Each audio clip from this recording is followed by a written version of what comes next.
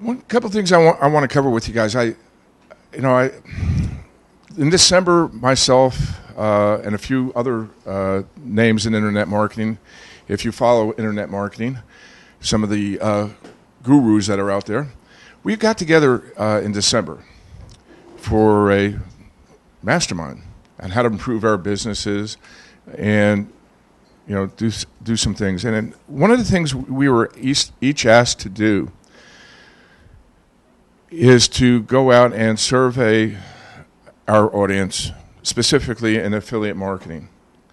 And really, this is the first training program that Jeanette and I typically have ever taught, really, that targets affiliate marketing. So it really didn't cover us, because Jeanette and I usually teach internet SEO, search engine optimization. So this survey really targeted those were the people that were asked to participate in the survey. And I don't want to mention about any of them by name, but we're specifically having other affiliate marketing training programs out there. And there was over 1,000 students that participated in the survey. And out of these 1,000 students, each of them had paid at least $2,000 for a 3-month program. And these are some of the kind of interesting things I just want to bring up to you guys to think about. And I'm going to give you my reasons, perhaps why this happened. So there were over 1,000 students that signed up for an internet marketing course that cost $2,000 or more, and it was a 3-month program. How many of you guys, what do you think the drop-off rate was over the first month after launch of the students? 50%. It was about 45% that dropped out that first month. All right. How many do you think dropped off that second month? 30%. It was 25%. So here's what we have left back. We got about 30% finished the program. Now, out of that 30% that finished the program, they were asked a year later, how much did you make in the last year as an affiliate marketer? $3,000 in a year? No. No. 100. No. You're going the wrong way. 10,000. You're going the wrong way. Oh, you're starting to come down.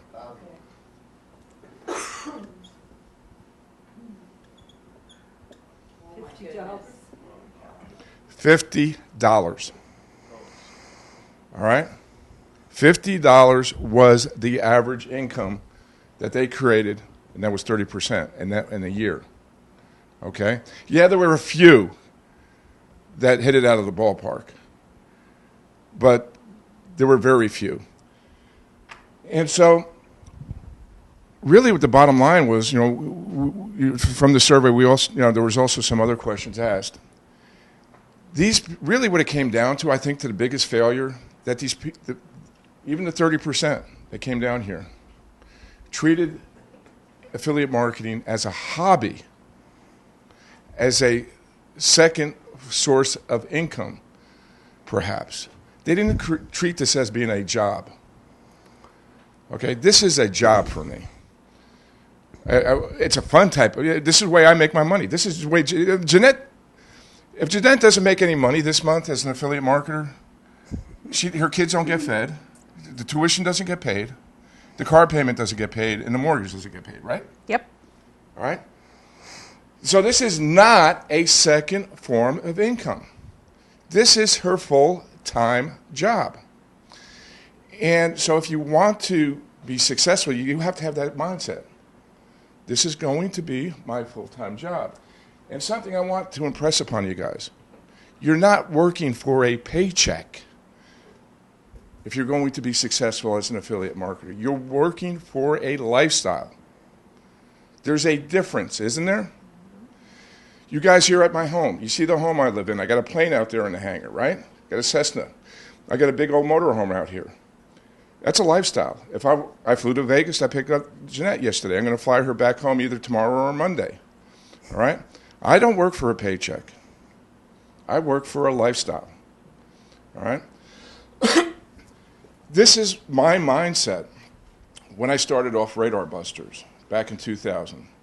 My whole goal when I decided, I'm going to become an internet marketer, I started this off as being, I was a retired cop. And I was, I still have a retirement check. So it wasn't like, if I didn't put any money on the table this month, like Jeanette, that, we'd get kicked out of the house or the car payment wasn't being met. So I had a buffer. But my goal initially was to make $5,000 a month with Radar Busters. And I hear this figure over and over at the time. Mike, when I first met with you in December at the Apple store, I asked Mike, remember that question? I said, Mike, how much would it take for you to earn a month to give up being a manager here at the Apple store? And Mike's replied to me, what?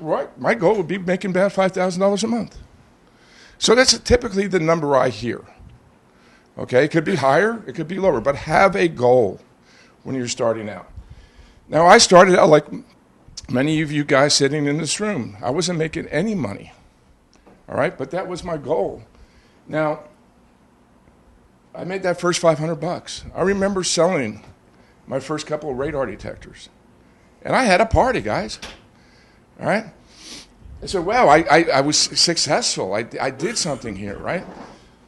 And one thing I learned, it was not a straight line up here to get to that $5,000 mark. I had all kind of roadblocks. So, give you an example. I got up to around $1,000 a month, and there was a company called Car Toys. And it was a nationally branded company, and at that time, I was making most, because I didn't really know anything about search engine optimization, most of the traffic I was getting to my site was all pay-per-click. And at that time, the Escort radar detector I was selling it for $300, and so I made a $100 profit. Well, Car Toys wanted to take me out. All right? And their figure was, well, Roy's paying $199 for this radar detector. We're going to have a PPC account, and we're going to discount that down, and we're going to sell this $300 radar detector for $225. All right? Well, I didn't start. I had this money in reserve. That I was doing a couple $1,000s a month, right? But right there, I had to drop down my price to be competitive with them at that juncture. There was no choice. And it hurt.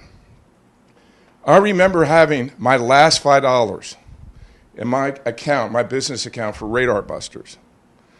All right, and I said, man, if I blow this, I'm out of the game. I'm pay-per-click. I don't know what happened, but Car Toys decided, well, not going to take this guy out. We're going to start selling this back for $300. Because their goal was to take me out. Because I was the only competitor at that time. So they brought it back up to $300. Okay, got some breathing room. So I was able to come back up. So that was I was way over here, man. I mean, I went from here and I went way down over here. All right? I was almost, coming close. I was losing money. But I recovered, and I started going back up. Now, a lot of people probably would have just said, hey, look, I'm just going to call it quits at this juncture, right? Somebody in this room said, well, Good example. There was a lady, this was back in 2004. She was selling ties. She was #1 in Google for the keyword ties. All the money she was bringing in, she was living way beyond her lifestyle. All the money she was getting in, she was spending 2 or 3 times as much. She had the Mercedes, a big yacht. She had a luxury home. Money was coming in, and money was going out faster than it was coming in. So early November, she had no money in reserve, but she figured, hey, it's Christmas time. This is when I'm going to make all my money back, right? She got her MasterCard out, and she charged over $200,000 on her MasterCard for ties. She figured she'd be making it back and paying off that bill, right? Well, she did. November 24th, 2004 was an update called the Florida update. Any of you been in internet marketing at that time? Ever heard of this? Well, the Florida update basically was something similar to what happened to the farmer update. She went from the #1 position to being about the 200th position in Google. All right? In January, the collectors started calling. She had to declare bankruptcy. All right? So there's a lesson that'll be learned there too. She was up here. All right? But she was living beyond her means, and there was a big roadblock. Okay? There's going to be things that are going to get in your way. Right? You're going to be competitors. All right? So don't think of this as a straight, easy line. There's going to be things getting in your way. Plan for them accordingly. All right? So, I know there's Andrew. You've been doing this now. I know I'm not going to poke fun at you. The testimony, you said 14 years. But no, you've been doing this for 4 years. And you are making some decent money now as a 19-year-old. Would I be correct in saying that? Has this been a straight line for you? What's happened? Can you share some things along your journey?